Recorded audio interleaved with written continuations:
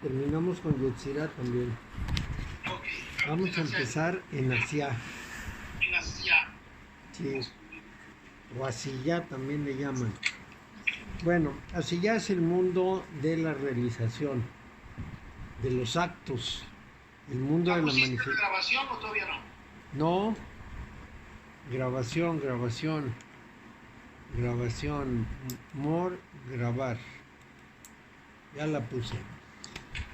Hacia es el mundo pues de la manifestación y por lo tanto de la acción, en donde las formas se vuelven reales. Y la cualidad esencial del mundo de Asia que nos permite hacer cosas es precisamente su estabilidad. Este es un tema muy importante, el de la estabilidad. Para nosotros, en el mundo, la estabilidad es la garantía de que nos podemos mover con certeza. ¿Por qué? Pues imagínense que cambiaran las cosas a cada rato, como en el mundo de Alicia en el País de las Maravillas, y la cosa sería tremendamente difícil. Pero afortunadamente el mundo material tiene propiedades estables y se comporta de una manera predecible, que son las dos condiciones fundamentales de nuestra paz: estable y predecible. Bueno, ya con esas dos facultades las cosas andan por buen camino, porque ya podemos, vamos a decir, confiar en que van a seguir igual o aproximadamente igual. Eso nos da tranquilidad y certeza. Bueno, entonces nuestras ciencias son consecuencias precisamente de esa estabilidad. No habría ciencia si no hubiera propiedades estables. Y la tecnología es un producto de nuestro conocimiento científico. Nuestra habilidad de hacer artefactos cada vez más complejos también es un producto de nuestra tecnología. Entonces ya sé que si tengo en este momento un vaso enfrente, dentro de una hora va a seguir siendo vaso. Y no va a suceder que dejé un vaso y cuando me doy cuenta tengo unas tijeras, porque entonces el mundo sería impredecible. Y al ser impredecible casi no podríamos movernos. Entonces esa condición es una parte, muchas gracias, aquí tengo, es una parte muy importante de Asiyá. Gracias. La estabilidad y predecibilidad es la roca sobre la que construimos la cultura material de las cosas. O sea, millones de cosas distintas, tornillos, herramientas, claves, libros, cuadernos, cepillos, lo que fuera, todo eso, una lista indefinida que se fundan precisamente en esos dos conceptos. Y aquí es interesante preguntarse si la vida podría existir en un mundo con menos estabilidad. Y sabemos que los organismos en general tienen una tendencia angustiante a morir cuando sus medios cambian. Y esto es muy importante. Si no fuera estable el mundo, pues el cambio del medio podría matarnos muy rápidamente. Basta con que todo el oxígeno se fuera para otro lado y nosotros nos quedaríamos sin oxígeno. ¿Se lo muevo? ¿Cómo? Se lo muevo. Está bien. Entonces, lo que necesitamos nosotros es precisamente confiar en esa condición de que sabemos que las cosas se van a quedar en su lugar. Y finalmente no tenemos ninguna experiencia más que los cuentos para comparar cómo sería ese mundo disparatado. Bueno, quizá haya unas zonas del universo que sean o menos estables o más estables. incluso demasiado predecibles y mecánicas. Esto para la vida, en relación con la vida. Por ejemplo, en el Zohar o Zohar hablan precisamente de los reinos de Edom, que son reinos de fuerzas desequilibradas y que tenían una preponderancia del juicio, de la parte de la forma, extremadamente rígidas, y fueron destruidos los reinos por su rigidez. Entonces, quizá esas propiedades de Asiá que nosotros conocemos sean necesarias de una manera fundamental para nuestra forma de vida. Quizá pudiera haber otras formas de vida distintas que asimilaran bien el cambio, pero la nuestra requiere cambio en ciertas cosas, pero no demasiado. Entonces, digamos que la raíz de la existencia, porque esa es la sospecha, tiene el impulso de volverse consciente de sí misma, y las descripciones cosmogónicas que nos hace la Cábala, de las cuales los 4 mundos de que hablamos forman parte, son un intento de mostrar lo necesario para que una realidad como la nuestra tome lugar, y así ya es el paso final y necesario. Los problemas de vivir en un mundo finito, con todas las enfermedades a que estamos sujetos, ha llevado a un cierto prejuicio contra Asiá. Pero en realidad, pues no hay nada de malo en Asiá. No tiene, no es criticable en el sentido de que es el mundo en el que podemos vivir. A veces decimos, no, es que esto no puede ser así, nos gustaría que fuera una especie de ideal en que fuera constante cuando queremos y fuera variable cuando queremos. Pero todo lo que percibimos, incluidas las imperfecciones, son componentes necesarios de su virtud, de su capacidad de mantenernos ahí. Todo está bien con el sillar. Si hay un defecto en la creación, es precisamente el defecto en el cual la luz se retiene y aparece la oscuridad. El bien se retiene y aparece el mal.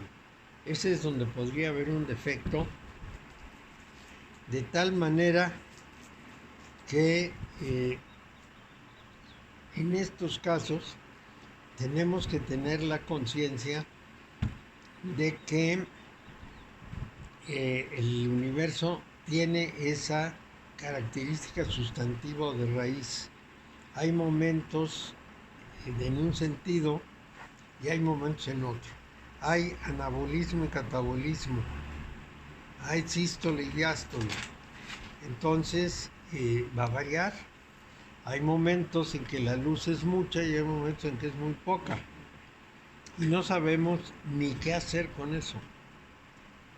Según leí hace poco, hace a lo mejor un par de meses, un científico mexicano que estuvo trabajando con los rusos prevé que el Sol aquí durante los próximos 60 años va a estar en una emisión muy baja de luz.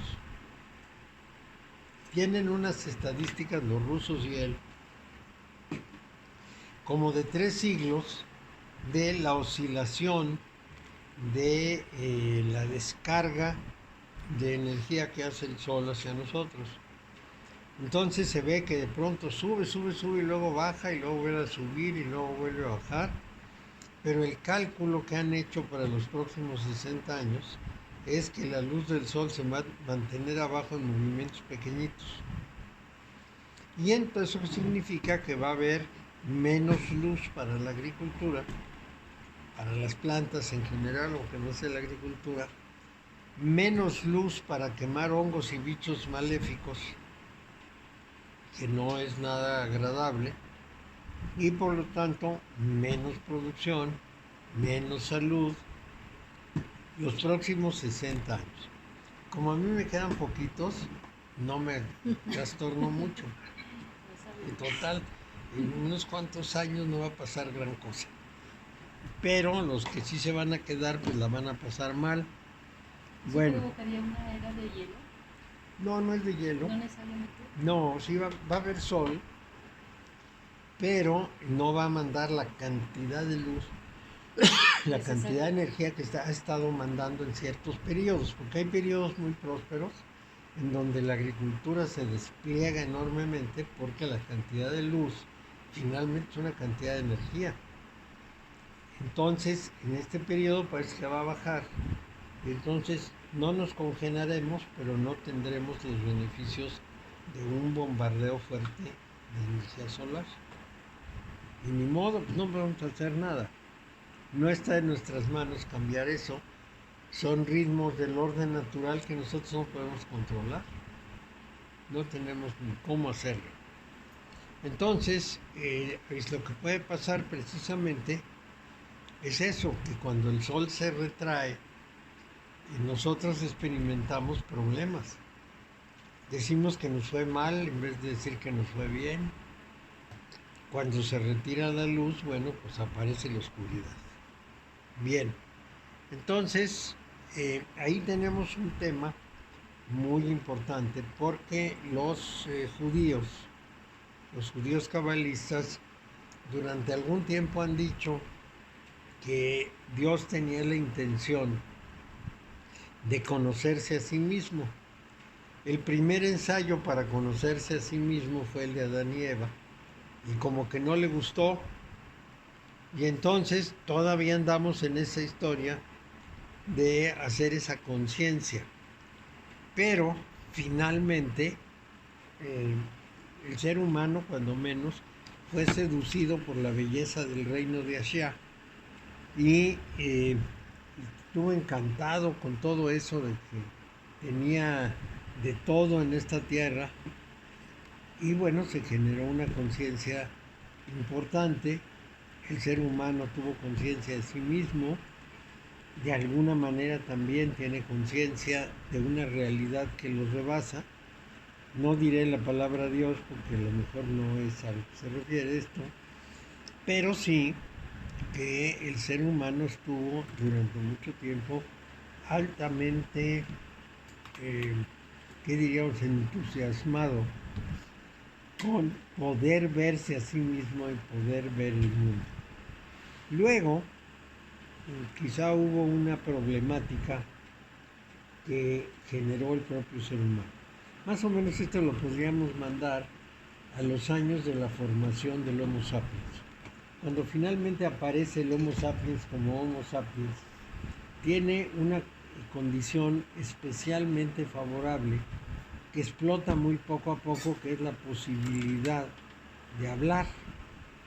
Costó mucho tiempo a la humanidad, no a la humanidad, a los homínidos, que hubiera uno que hablara, y ni siquiera sabemos por qué habla.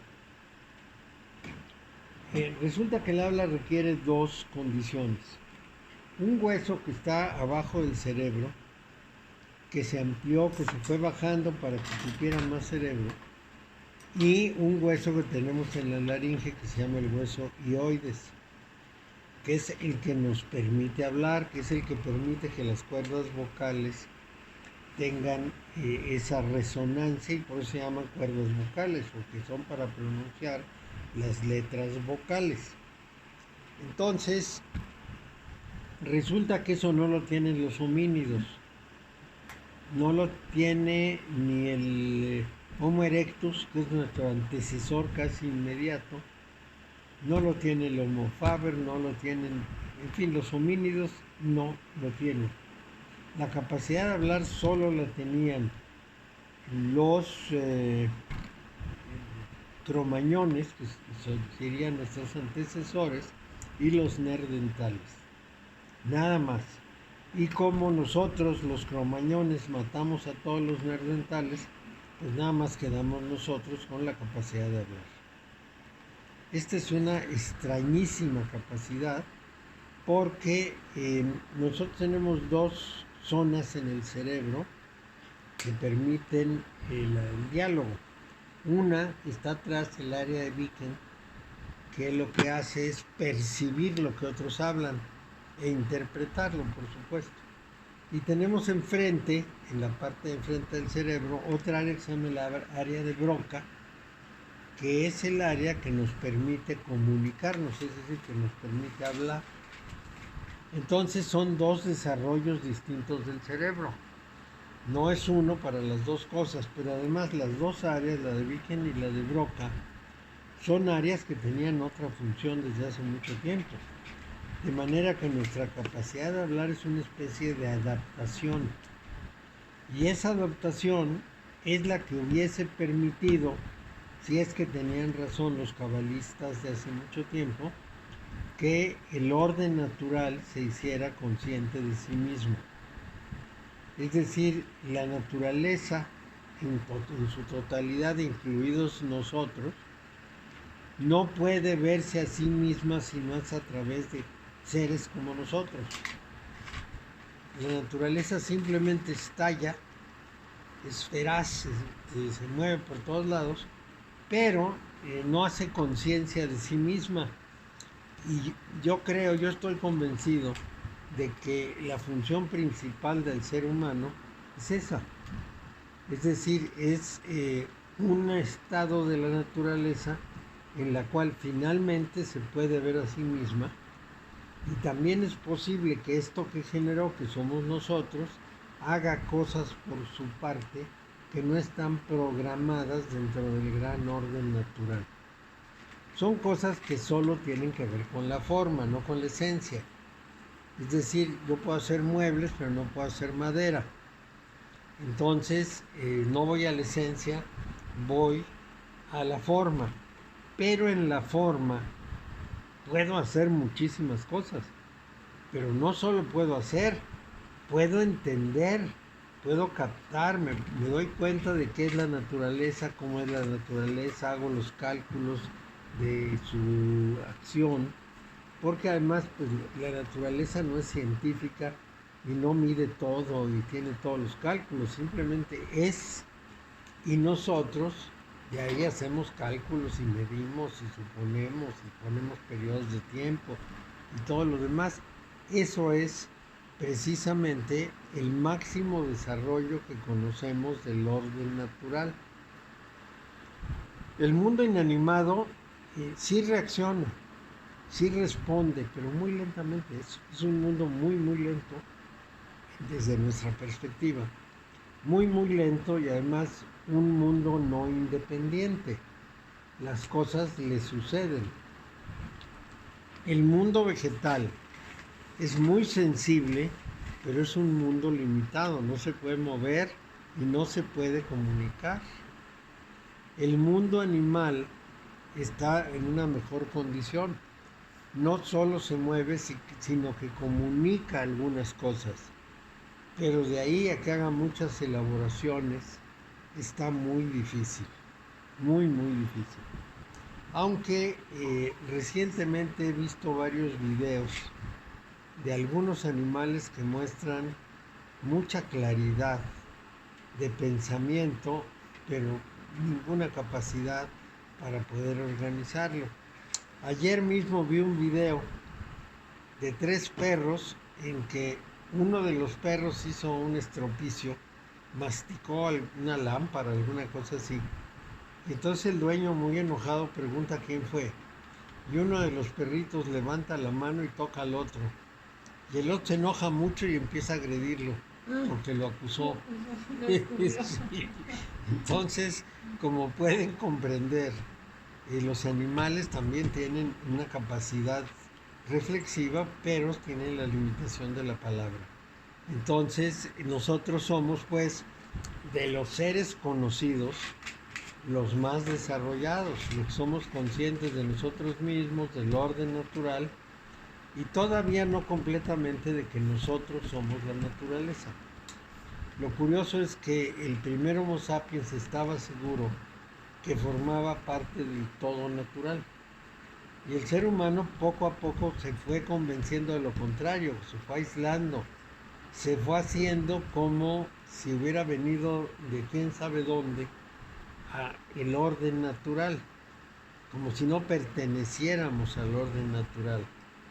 Incluso lo decimos, cuando una persona dice me encanta estar con la naturaleza, pues se le olvida que él es la naturaleza.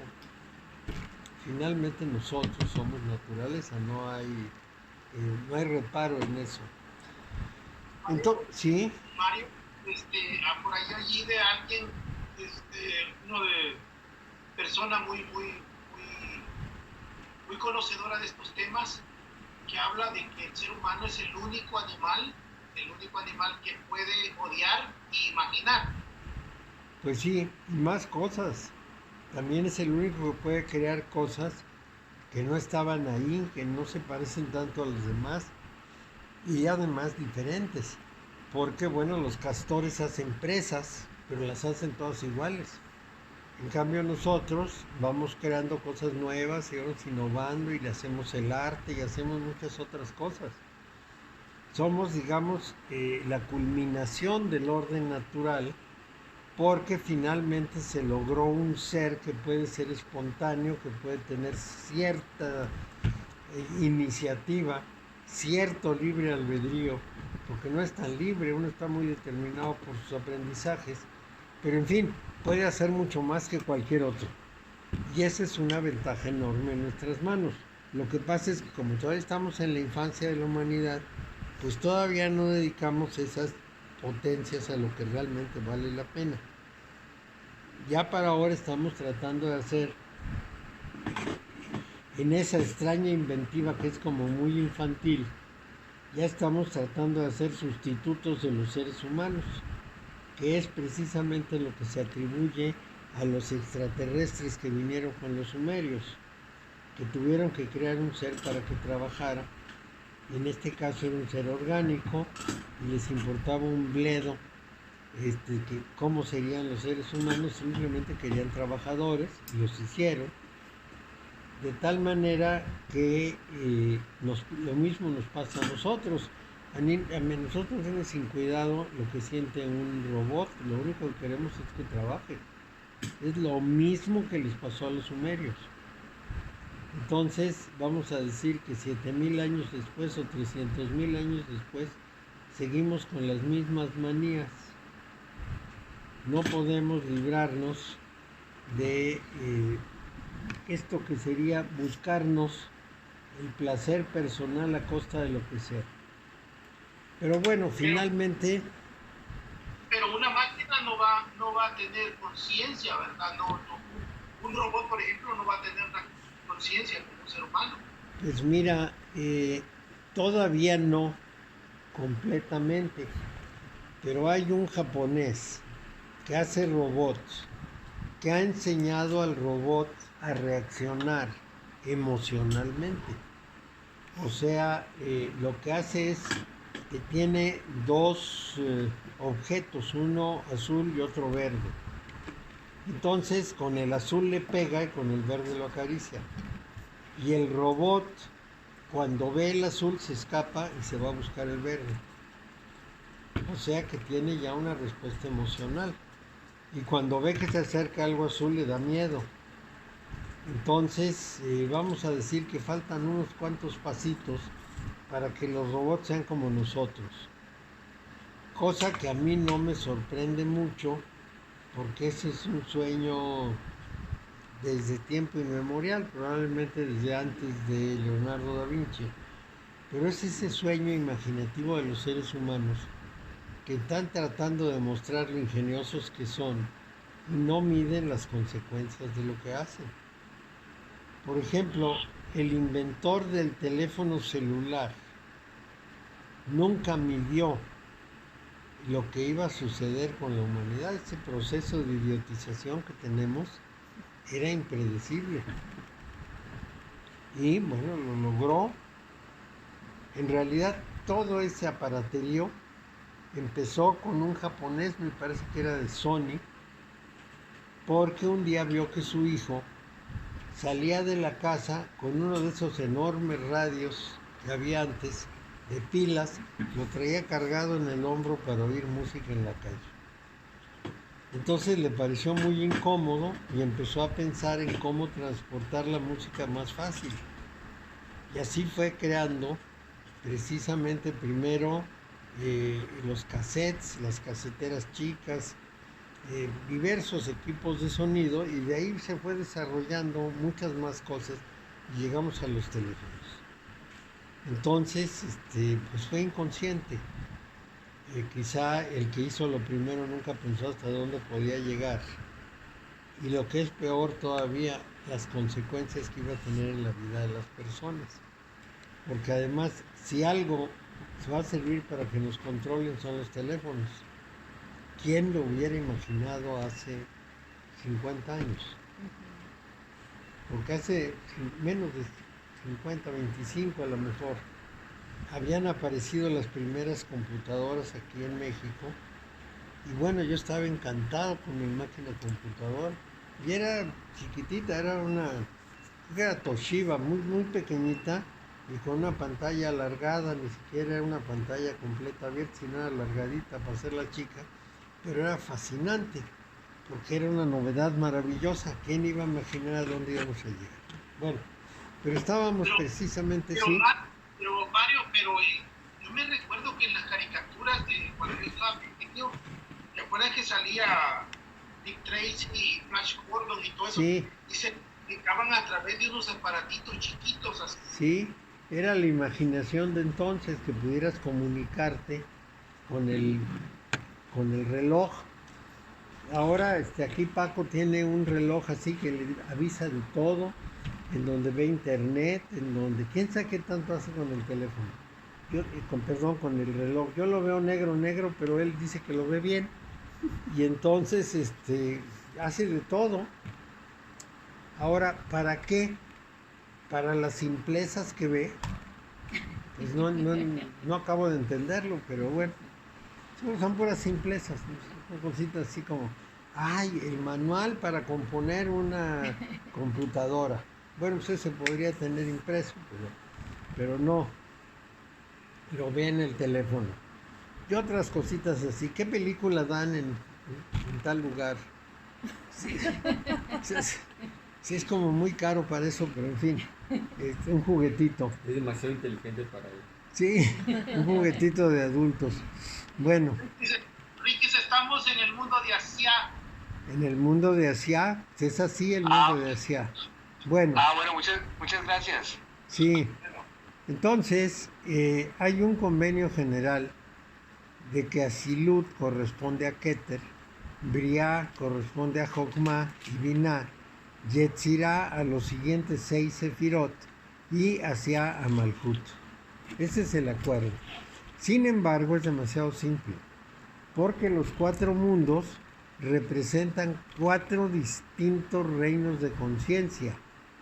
Y hay más en esta idea que una simple atribución de los Sefirot. Esto es importante. Es decir, nosotros nos movemos en todo el espectro y para fines analíticos y de exposición hacemos esa consideración de que Atzilut es Keter, que el otro es Binah, que el otro es lo que sea. Y se nos olvida que las cosas son más complicadas, que los seres humanos estamos metidos en todo. Quizá en unas formas más conscientes en algunos, menos conscientes en otros de los Sefirot, pero estamos en todos. Y que además en la combinación del árbol, déjenme ver si la tengo más o menos aquí a mano para que les muestre, hay unas mezclas, combinaciones o encuentros que son importantes. Déjenme ver, por aquí lo debo tener, porque lo tenía a mano y con tal de dejar la mesa despejada, también. Me la paso moviendo. Sí, guardando, volviendo a guardar, buscando y volviendo a buscar, de una manera. ¿Alcanzaste a copiar lo que dijo de Atzilut? Que Atzilut pertenece a Keter. Y luego Briah, Adat. A Binah y a Binah. Bria a Binah. Y a Jotna. Jotna y Binah. Ok. Luego, Y Yetzira y... los otros 6 pertenecen a Yetzirah. Los otros 6. Ok. Que es desde Geburah. Sí. Sí, Geburah, Yeser, Gesed, Tiferet, así es. Yeser, Pensé que era esto y no es. Yod, Falta Chocmá, Mario. ¿Chocmá a cuál? A Yetzira. Jokma Jokma, es la más alta. Es Bria. Esa pertenece al reino de Briah. Bria. Jokma junto con Binah pertenece al reino de Briah. entonces Yetzirah, Geburah, Yeser, Tiferet, Ayod, Netzah, Yesod y Mal.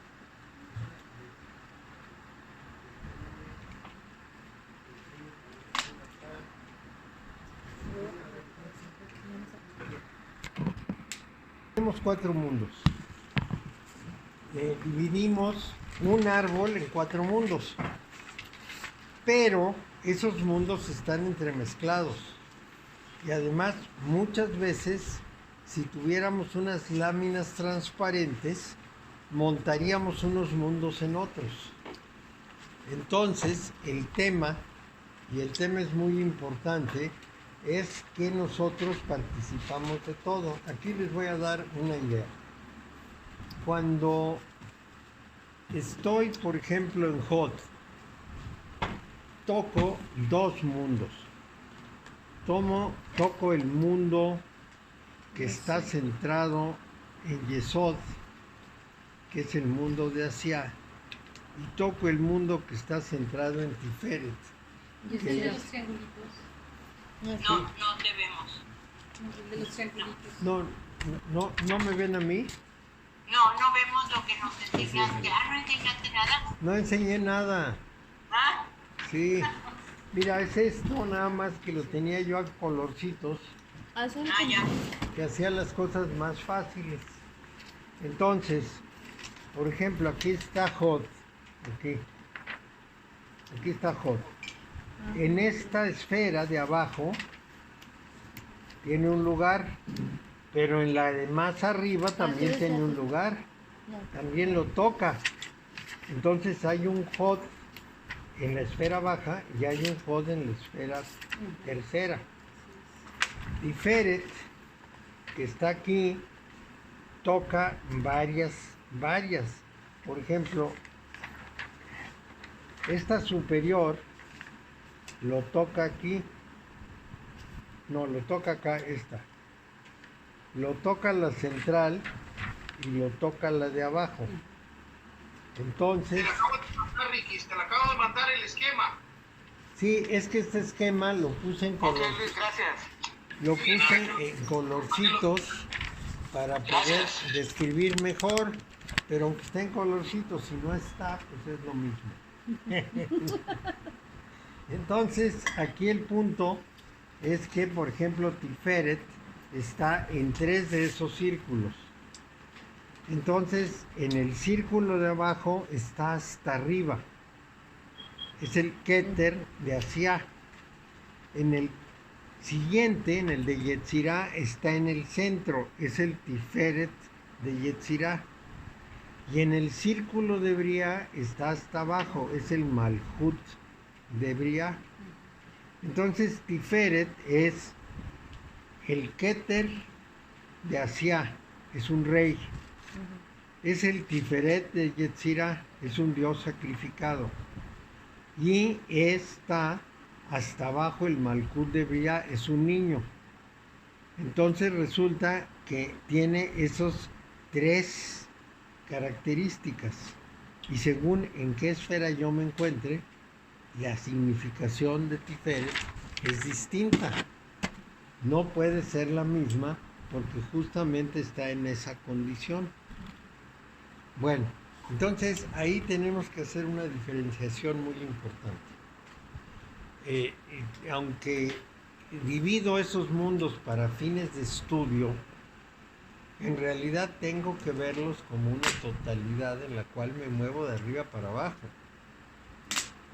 Y al verlo como esa totalidad, para mí el trabajo es bastante difícil porque tengo que reflexionar sobre el papel de cada uno. Vamos a decir, en el mundo de Asia, Jod es la autoridad, es la ley escrita. Puede ser la ley divina o puede ser la ley humana, pero está escrita. Pero el Jod de más arriba ya no es la ley, es la autoridad. Y si me voy más arriba, Geburah en realidad es, como el legislativo que impone la ley. Entonces son categorías distintas. Y en esas categorías distintas tengo que hacer mis juicios. Es mucho más complicado que un simple árbol. Entonces hay muchas maneras de presentar los 4 mundos. Y no es una cuestión de cuál es la verdad y cuál es el error, porque cualquier mapa, menos que esté hecho mal a propósito, es una manera básica de guiarse, de ubicarse, aunque no tenga las precisiones finales. De manera que estos mapas que tenemos, de poner 4 árboles uno arriba del otro, o de tomar un solo árbol y ponerle 4 esferas, son recursos de análisis para poder analizar cuál es el papel de cada cosa en cada momento. Entonces es muy útil en muchos sentidos. Entonces, justamente ese árbol con 4 esferas nos dice muchas cosas. Son los famosos 4 mundos. El primer círculo, el círculo de Asilut, está centrado en Keter y llega justamente desde la Ein Sof hasta arriba hasta el Da'at, que es el abismo. El segundo círculo, que es el círculo de Briah, está centrado en Da'at. Por arriba llega hasta Keter y por abajo llega hasta Tifaret y toma Jogma, Binah, Gesed y Geburah. El tercer círculo, que es el círculo de Yetzirah, está centrado en Tiferet y llega desde Da'at hasta Yesod. Incluye a Gesed, a Geburah, Netzach y a Jod, los 6 asociados. Los 6 asociados con el microprosopus, con el Zohar Anpin, o rostro menor. Y el círculo final está centrado en Yesod, tiene a Tiferet hasta arriba y a Malkut hasta abajo, y por supuesto en medio lleva Netzach y Jod. En la mayoría de las Sefirot pueden ser encontrados en más de un mundo, y este es un punto muy importante: los mundos se sobreponen. Es una distinción sutil pero real entre el Jod en Asia y el Jod en Yetzirah que les mencionaba hace un momento. El Sefirat Tiferet también puede ser experimentado de esas 3 maneras que les dije. Si lo vemos en el Cristo, se supone que cuando nació había nacido un rey, el rey de Israel. Luego se convirtió en un Dios sacrificado y luego resucitó, se convirtió en un niño.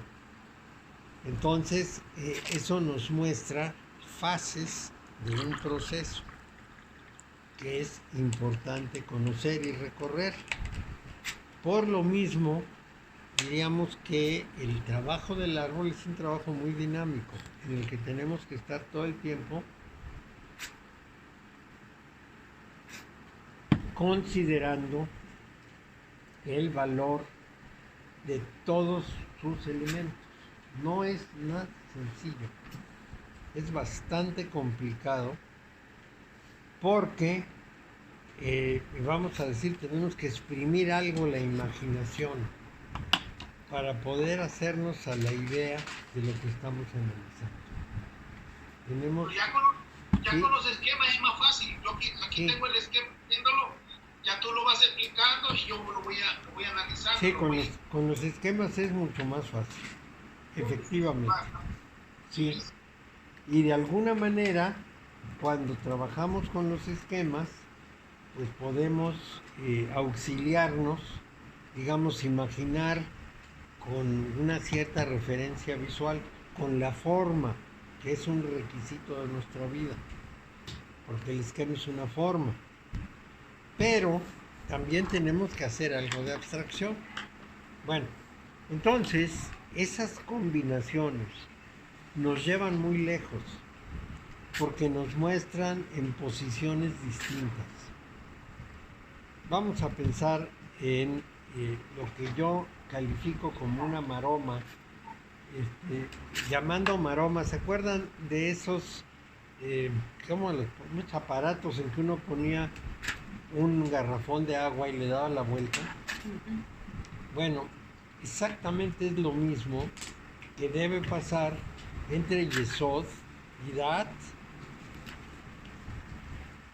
Da'at está arriba, Yesod está abajo, y cuando hacemos la maroma, entonces tenemos un cambio muy radical.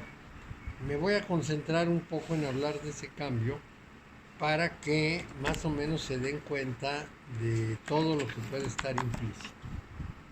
Cuando consideramos a Da'at y sabemos que se llama conocimiento, entonces nos enteramos de que es algo así como el final de un proceso.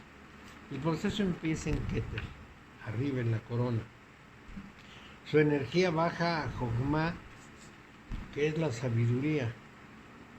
Esa energía se lanza a tener una forma en Binah, que es el entendimiento. Si yo no uso el entendimiento, si no comprendo bien una cosa, entonces nunca voy a tener conocimiento. Entonces primero está la relación directa e intuitiva con las cosas, que es la sabiduría. Luego está el entendimiento. Soy capaz de entender y razonar. Y finalmente llega el conocimiento. Entonces entendemos que Jochma es la sabiduría, Binah es el entendimiento y Da'at es el conocimiento. ¿El conocimiento de qué? El conocimiento del orden superior, el conocimiento del gran mundo del origen. Bueno, entonces ahí ya me doy por medio satisfecho, porque ya estoy en el orden del conocimiento. Muy bien, pero abajo hay también una cosa semejante, porque ahí tengo a Yesod, que es el trabajo que hace mi mente para convertir un mundo de ondas en un mundo de objetos. Vamos a decir, es un transformador de impulsos electromagnéticos en objetos visibles. Visibles porque mi cerebro los ve. Entonces, en esas condiciones se genera un conocimiento. También se requiere un entendimiento. Hay, digamos, una corriente de impulsos electromagnéticos que estimulan mi sentido. Hay un cerebro que capta eso y lo convierte en formas y ve las relaciones entre las formas. Hay una inteligencia o entendimiento que les da sentido. Y finalmente los aterrizo en Malhut, en la vida práctica. Pero de pronto puede ocurrir un fenómeno extraño porque no es tan frecuente, que consiste en que se invierten los papeles. Y entonces, Da'at, que es el conocimiento de lo superior, se hace presente en mi mundo. Y Yesod, que es la construcción de un mundo imaginado, se mueve hacia la esfera superior. Y ese juego es el que da la posibilidad de que algunos seres humanos en ciertos momentos tengan la intuición del orden superior, tengan la intuición de las maravillas que pudieran concebirse en los mundos superiores. Pero esto, como dices tú, es muy extraño, ¿verdad? Muy raro. Es muy raro. normalmente se va a dar en seres muy especiales o muy particulares, como el Buda, por ejemplo, como Lao Tse. No se va a dar por todos lados con todo el mundo. Son de pronto unas intuiciones geniales, unas captaciones de un mundo superior muy abstracto que lo aterrizan porque hay esa maroma, lo aterrizan en el mundo de Malkut y nos lo comunican. El problema es que no lo entendemos, pero bueno, cuando menos lo aterrizan. Entonces, siempre hay esa posibilidad o esas posibilidades. Y yo tengo que comprender el papel de cada nivel. Y aunque ya lo hemos visto, vamos a repasar un poco eso. Porque sí es importante. Cuando estamos hablando de Keter, de Jochma y de Binah, estamos hablando de un mundo que suponemos que existe, que decimos que es necesario que exista para que exista el universo, pero que nosotros no podemos ni captar con los sentidos, ni concebir con la cabeza.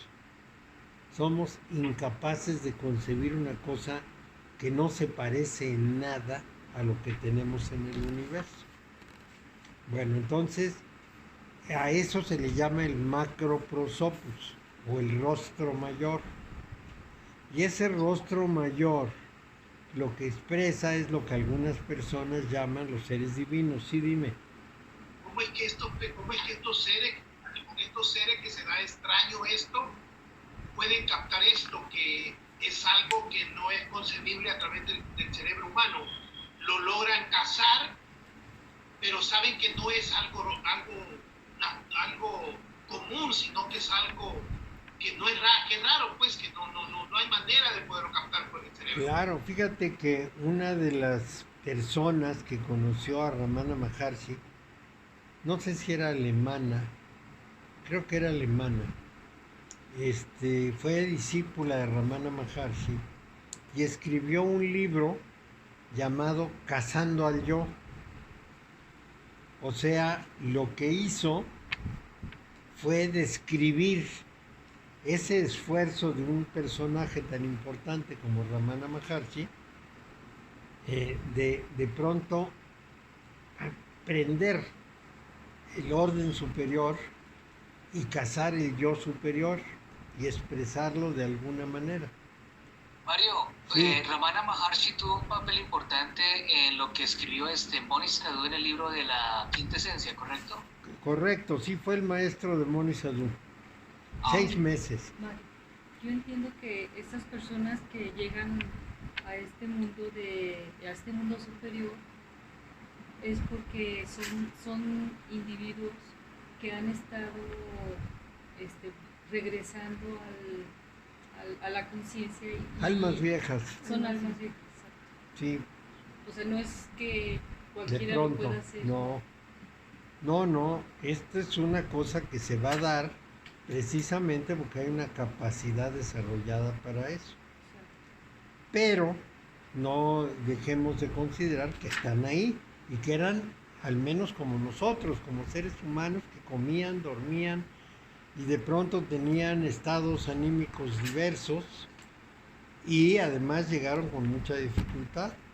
En el caso específico de Ramana Maharshi, nos vamos a encontrar que cuando era niño o jovencito, tuvo una experiencia de la muerte que lo marcó de una manera decisiva y se retiró a unas cuevas de Arunachala a meditar hasta que pudo encontrar la respuesta. Pero pues a un jovencito que se le presenta la muerte enfrente, a lo mejor le da miedo, o se burla, o le da igual, y no se fija, no reflexiona, no se mete en ese terreno profundo. En cambio, Ramana Maharshi pues entró a fondo, y esto es sumamente importante. Bueno, entonces esas maromas van a ser posibles y se van a dar más de una vez. Bueno, entonces sí tenemos que considerar que hay de todo tipo de cosas.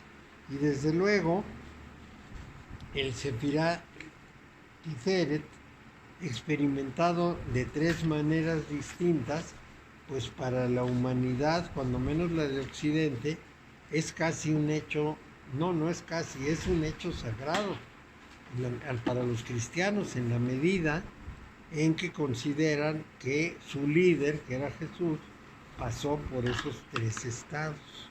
Bueno, los mundos se sobreponen, pero son distintos, casi como pasa con los estratos sociales.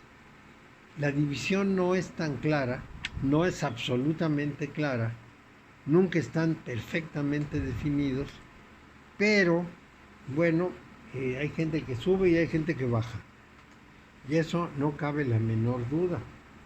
En el mundo antiguo sucedió muchas veces que una persona, digamos, de la mayor humildad, de una familia que no tenía ni oficio ni beneficio ni nada, de pronto se convierte en un líder militar importante y llega a lo máximo del poder. Y ya, simplemente llega. Y entonces vamos a decir, se rodea de un halo como de poder, y claro, el poder le da una cantidad de cosas, contacto con gente, contacto con situaciones más, ¿cómo diríamos?, más generales del mundo, con información privilegiada, etcétera, y la persona puede ir cambiando, y la familia después dirá que es una familia real y muy importante. Eso ha pasado cientos de veces. Ahí, por ejemplo, podemos saber que personajes como Gengis Khan o Atila eran personas muy sencillas, sin mayor desarrollo, o Tamerlán, por ejemplo, y de pronto pues se hicieron campeones, se hicieron héroes, guiaron batallas, conquistaron mundos, de manera que también en la historia suceden estas cosas. Bueno, entonces, ¿cómo? Napoleón, sí. Entonces a veces nos iluminan, a veces nos oscurecen. Pero puede haber una inversión de polaridad, y entonces uno puede tener en cuenta Asia como negativo, Yetzirah como positivo, Briah como negativo una vez más, y Atzilut como positivo. Y esta idea se puede relacionar con el tetragramatón, es decir, las 4 letras del nombre de Yahvé, donde Yod corresponde a Atzilut, el primer G corresponde a Briah, el Bau, Bod o Bab corresponde a Yetzirah, y la segunda G corresponde a Asia. Y esto señalaría la profunda relación entre Briah y Asia, porque en los dos casos tienen una G como letra, y como lo que una inversión de polaridad puede ser, hay que explorarlo. ¿Qué significaría que fuera al revés, Atzilú negativo, Briah positivo, Yetzirah negativo y Asia positivo? Tiene uno que estar cambiando polaridades y reflexionando sobre esto. Pero sí es muy importante recordar una cosa que yo le resaltaría mucho. Esa Bau o Bot de Yetzirah es una letra que nunca inicia una palabra en hebreo. Es una letra final, es un vinculante, como nuestra I o como nuestro Ni. Vincula dos cosas sin aportar nada específico.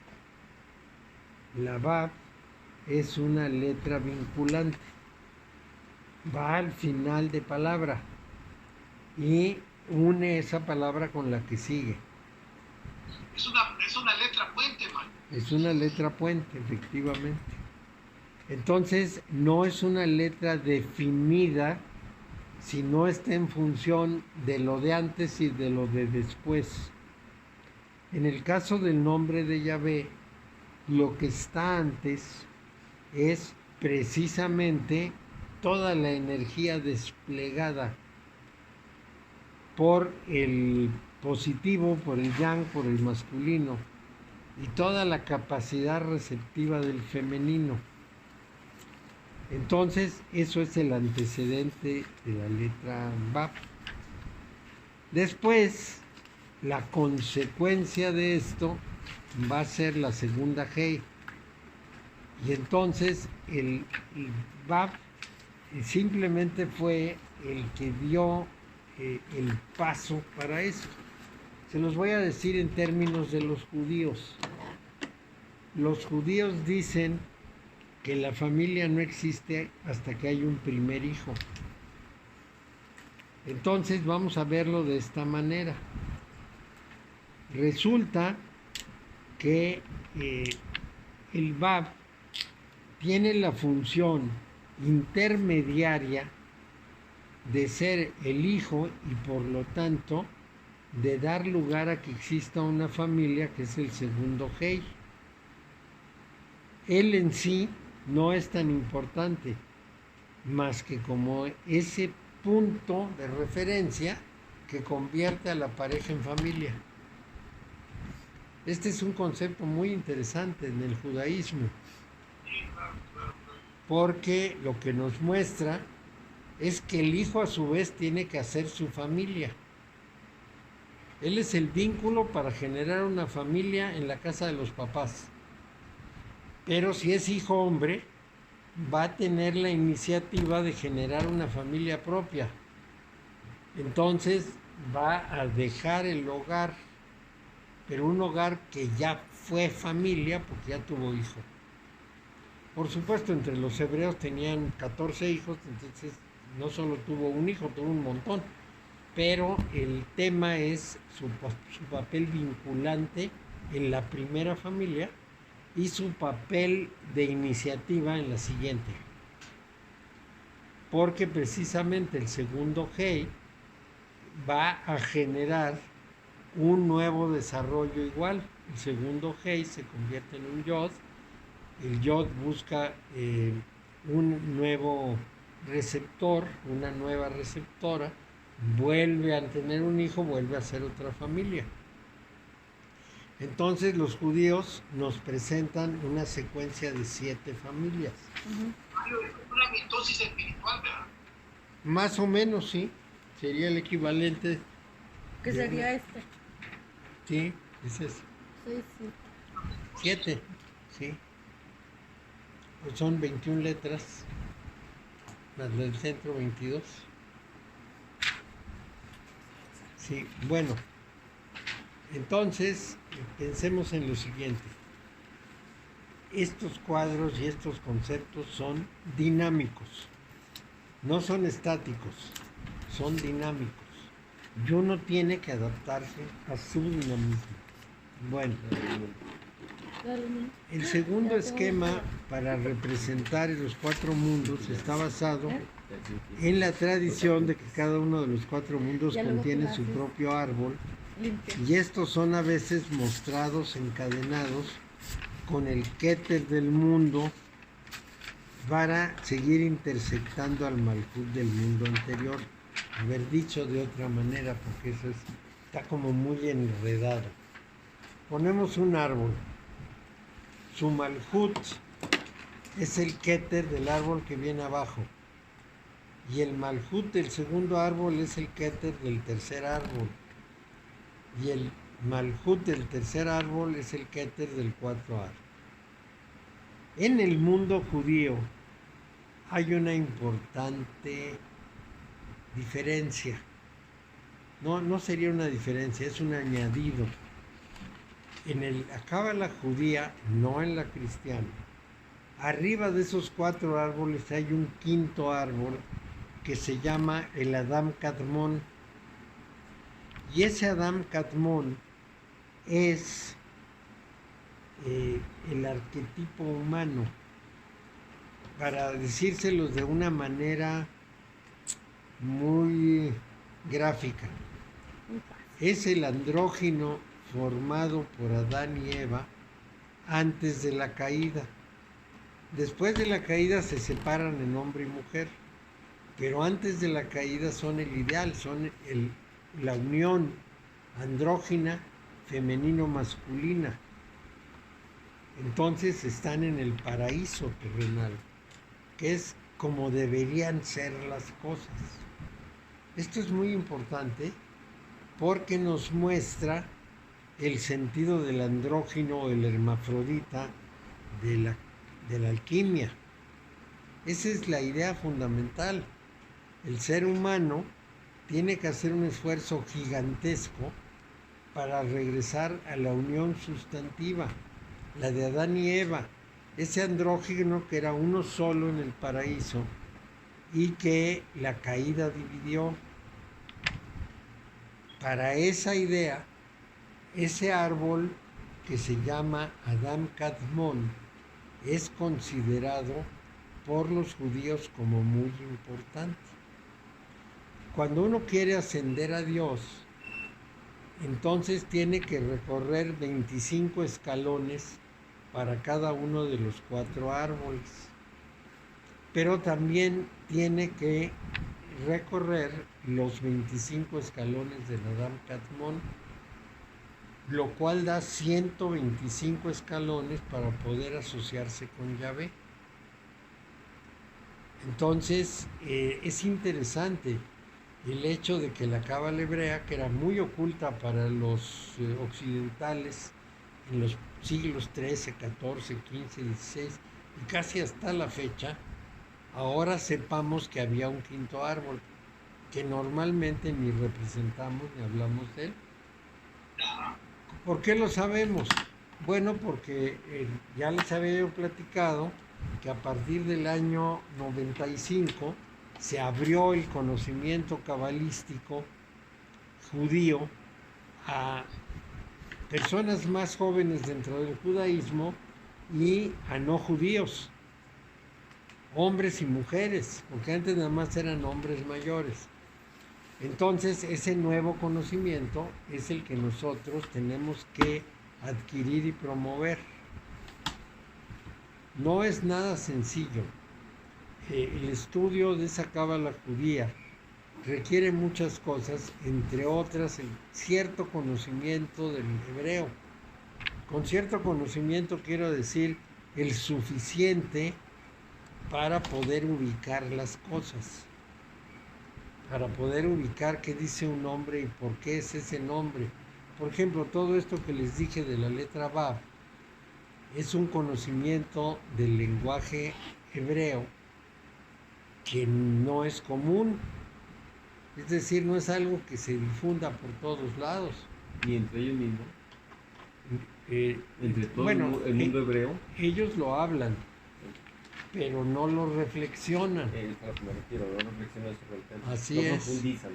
No profundizan, nada más al hablar saben que la Vav es su letra, como si yo usara un ni o un i, y en y que son los vinculantes, y ya, y lo uso todos los días y no me doy cuenta, y un día alguien me despierta y me dice, date cuenta de que aquí hay una diferencia. Por ejemplo, esto de que no hay familia hasta que no hay hijo. Una frase que queda por ahí como suelta. Y hijo se refiere a hijo varón, no propiamente. A hijo varón. Porque Sí. hija mujer no cuenta para ellos. No cuenta para ellos, no. Tiene que ser hijo varón. Vete a salvar. Pero no hay familia si no existen hijos, porque entonces nada más es una pareja. En ese sentido de no hay familia, puede ser varón o mujer, pero en el sentido de la transmisión para los 7 estratos tiene que ser hombre. ¿Sí? Ese es un problema muy importante. Nunca constituí una familia al no tener un hijo varón Sí, para ellos. claro. Yo tengo 2, Nunca lo- pero ninguno ha tenido hijos. Qué raro, ¿no? Y ni quieren tenerlos. Ujú. Pues sí, yo creo que sí. Yo creo que están muy tranquilos. Entonces, bueno, pues está bien, que lo hagan de esa manera. Bueno, pues ya llegamos a las 7. Voy a terminar unos detallitos. Mario, solo te quiero preguntar, el primer hey es masculino, el segundo hey No, es el primer yod es masculino, el yod masculino. El es, hey que es acción e iniciativa. El primer G es femenino porque es receptivo, es la esposa. El primer Yod es el esposo, el primer G es la esposa. El Vav es el hijo y el segundo G es la familia. Ese segundo G a su vez se convierte en un nuevo Yod para generar una familia. ¿Ah, sí? Y el Bao es el hijo, ¿verdad? Así. El El Vav Vav es el hijo, es sí. El hijo El varón, hombre, si la hablamos de esposa generar Ah, familias. y la familia. Y luego ya aquí Es carga la vinculante, ¿verdad? Es vinculante. Es vinculante, sí. que sería el Es el que primer- hace que la pareja se primer convierta yo. en familia. Vincula a la pareja con la familia. Está bien. Esa es una virtud importantísima. Toda esa concepción hay que llevarla al estudio de la naturaleza. Y es un poco más difícil, pero vamos a trabajar eso en la próxima sesión. Entonces, nos vemos la próxima semana. Bueno, Mario, muchas gracias. Que les Buenas vaya noches a muy todos. bien, buenas noches. Gracias. Tarde. Hasta luego, gracias. Hasta luego. Mario, Adiós. Mario, no, ¿viste el mensaje? La cuenta esta era la anterior. Fue muy complicado esta. La cuenta que te mandé es la anterior.